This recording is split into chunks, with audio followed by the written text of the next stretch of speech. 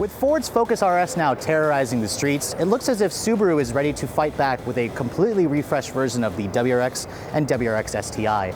I'm at the 2017 North American International Auto Show. Let's take a first look.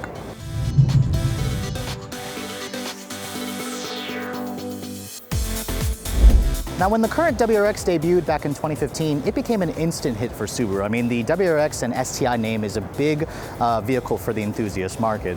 So with 2018 now approaching, Subaru has made some pretty big updates. You can see the front end is where a lot of you are probably going to notice the difference. There's a new grille, a new front fascia. This STI model that I'm showing you sports standard LED headlights that now steer with your steering wheel inputs, which is new. You can also get that on the WRX Limited. The WRX model will have new outboard fog lights. This particular STI that I'm showing you does not. And overall, I think the look definitely looks a lot more aggressive. I really like the blacked out headlight that you get with the signature Subaru LED daytime running light. Now you can see here looking around the side, these 19-inch wheels are also new for the STI. You also get bigger cross-drilled brakes with 6-piston Brembos. Now you can also get Brembos on the regular WRX. They're 4-piston. They're not quite as large, but I really like the fact that there are yellow painted calipers. Now coming around the side, unfortunately, Subaru still doesn't offer this car in a hatchback. You can only get it in a 4-door sedan body style, which I think is personally a mistake, especially considering that Ford is offering a hatch. And then you also can look forward to the upcoming Civic Type R, which will be a hatch as well. At the rear, the styling changes aren't really as noticeable. The taillights look the same. You still have LEDs. You still have this large wing on the STI model, which you can delete, I believe, if you guys don't want to go for the boy racer looks. The exhaust, there's still the quad look. I mean, honestly, you're not going to really notice any differences from the back. Most of the design changes you're going to find are out in the front fascia. Now, underneath the hood, those of you who are hoping for more power will be disappointed because the engines haven't changed. The STI is still rolling on the same motor that Subaru has been using for the past 10 plus years. This is still the same 2.5 liter flat 4 turbocharged 305 horsepower. The WRX still has the 2 liter, the newer 2 liter with direct injection, about 268 horsepower. Expect an all new engine to debut in the STI for the 2020 model year when Subaru actually redesigns the car. But until then, it all goes through their symmetrical all-wheel drive system, a 6-speed manual only on the STI with a 6-speed manual or a CVT on the regular WRX. Now on the inside of the refreshed WRX and STI, Subaru actually says they made some pretty big updates and really improving the interior quality was one of them, upping the technology. Subarus in the past have never really had great interior quality, and this one definitely will impress you, especially if you haven't really sat in some of the newer products.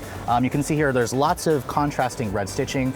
There's lots of soft materials as well. There's some new leather stitching here along the center console, along the instrument panel hood right here. The materials on the dash are all soft touch. I love the red stitching on the steering wheel, on the shifter, on these seats. By the way, these are the new Recaro seats that come standard, I believe, on the STI, available as part of a performance package on the regular WRX, which also deletes the sunroof, but you get upgraded brakes as well. On the seats themselves, I think they're extremely comfortable, actually, much more comfortable than the Focus RS or the ST's Recaros. They just don't hug you quite as much, and they're also power, which is definitely new. I mean, I never expected that I'd find power seats in a WRX. The infotainment system is also new. Instead of the old 6.2-inch Subaru Starlink, you have the new 7-inch display.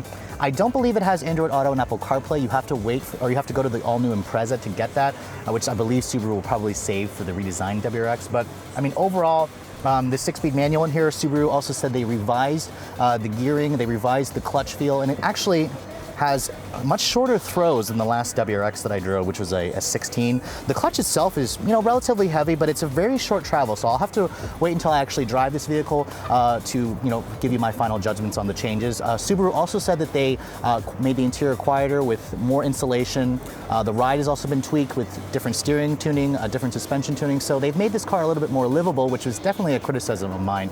The old WRX was definitely a little bit hard to live with as a daily driver. It wasn't quite as refined as the Golf R, for example. Now, the all-new WRX will actually go on sale in the spring of 2017 with no pricing yet announced, but I expect it to stay right around the $25,000 range for the regular WRX, and then like the low 30 or mid 30,000s for this particular STI model that I'm showing you.